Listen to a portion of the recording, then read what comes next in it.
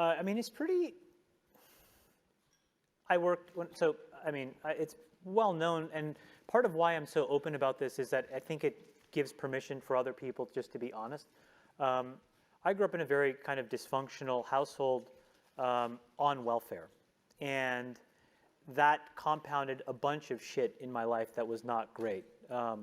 We were very focused on money. It was a huge point of pressure and tension in the family. It created massive depression in my father, drinking, it was very dysfunctional. And there was some point along the way where I was like, okay, is money like really important or not important? And I feel very lucky because I don't think if you ask my sisters, they got to the same place that I did. But I ended up not coveting it. And I found it to be something that I could use to really empower myself to do the things that I wanted to do. And so in a situation where, you go to like a restaurant, if you really empathize with the people that are working there, I see people who are like me, brown-skinned, working hard, creating these beautiful experiences, and then I can celebrate it by, I guess giving a Yelp review, but you can't buy food for your kids with a fucking Yelp review. So I want a tip. And it gives me so much joy because it's like, you'll have like a $300 or $400 bill. In some cases, you tip $500 or $1,000 and you close it and they're expecting $40. And I get a little emotional, but like they will come out to you and it's transformational. And so it's so great. It's just like little things like that mean a lot to people. And just to be anonymously generous like that, I think is like, it's a great gift that I have the ability to do. That's why I do it. I love it. And it sounds like the experience of being seen and you are seen and the individual is seen and you're sharing in that. Well, together. What's funny is like 99% of the time they don't say anything because they do the bill thing afterwards. And they for sure can't pronounce my name. And so they for sure have no fucking clue who it was that gave them the tip. It's fine. It's totally fine. But I love it. I absolutely love it. My friends freak out. Now, it's caused tension, actually, because now when I go out with my friends, they know as well. And I've just made it very easy, which is like, hey, if we're going out, just like, let me just fucking pay. Just like, let's just not, it's fine. Yeah. And it makes it simpler. Yeah. I want to dig into what you were describing about your upbringing and this unique position that you've gotten to where you don't feel that you covet money, but you see its power and the use that it has in furthering some opportunities for you. How did you develop that? How do you distinguish between luck and skill? How do you end up in that position? So my parents craved money. Meaning they needed it because my dad was unemployed for long stretches of time. My mom was a sole breadwinner. She was a housekeeper, then she was a nurse's aide. And I would just see how she grinded. We didn't have a car for a long time. She takes the bus, we all take the bus. When I got my first job, it was at Burger King. I'd take the money and I'd have to give it to my parents and we would buy bus passes.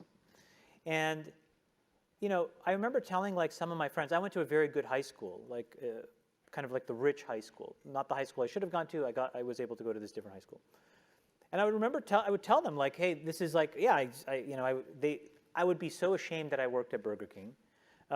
They would sometimes come by and I would just be like, oh, fuck, like, and then at some point it was like this release moment where I was like, this is my life. Like I can't do anything about it. This is what it is right now. And I kind of had a sense that I could figure some stuff out later, but I didn't really know.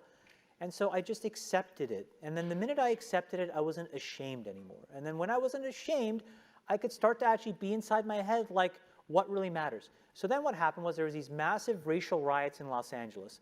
And not as if the fucking American government did anything about it, but the Canadian government was like, shit, let's get all these black and brown kids jobs.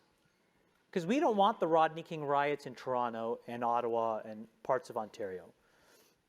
And so I was able to take all of my dad's rejection letters, call every single one, and one of them gave me a job. And I worked at this well-known telecommunications startup in Ottawa. Ottawa had a really burgeoning tech scene at the time. And I worked in this organization that was run by this really iconic guy, Terry Matthews. And he was a billionaire. And I was like, what the fuck is that word? Like, I mean, I didn't even know fucking thousandaire. Like, I was like, what is a billionaire? And this guy was risk on. And he was just so dynamic in the businesses he had started and how he viewed his place in the world. And I was enthralled. I was 9 degrees away from him. But the cult of personality around him in that business, the lore, when it trickles down to you, was not about, you know, his conspicuous consumption or anything else. It was about, okay, we're launching this frame relay switch. Now we're going to buy this company. Okay, we're going to pivot the entire business to ATM. And you were just like, it was an amazing time. And so I took the bus to Newbridge. Complete luck that the controller of Newbridge would go from his nice neighborhood through this shitty neighborhood to get on the highway. And so he would see this guy standing by the bus, and eventually he saw me inside the office, and one day he stopped. He's like, you want to ride? You work at Newbridge? I'm like, yeah. And this guy, Sam Legg.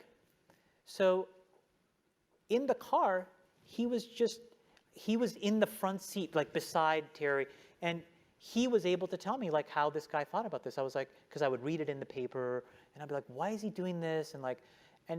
So it just completely rewired what money was. For Terry Matthews, money was an instrument of change, right? He had a market cap. He's like, wow, that's $8 billion of change, $10 billion of change, $15 billion of change. Versus there was another guy building a company at the time. His name was Michael Copeland, who ran a company called Corel, also a billionaire. And he was the exact opposite. Had a messy divorce, married some trophy wife. He took this obscene, shiny glass from his building and covered his house in it. And so you had this dichotomy of 2 different characters at that time in the 90s building really interesting businesses. Corel, which was a reasonable business, Newbridge, which was a reasonable business. They were both very successful, but they manifested money so totally differently. And I was like, I want to be this guy. You know, I want to be this mega compounder swashbuckling around trying to do really cool shit in the world. How do I do that?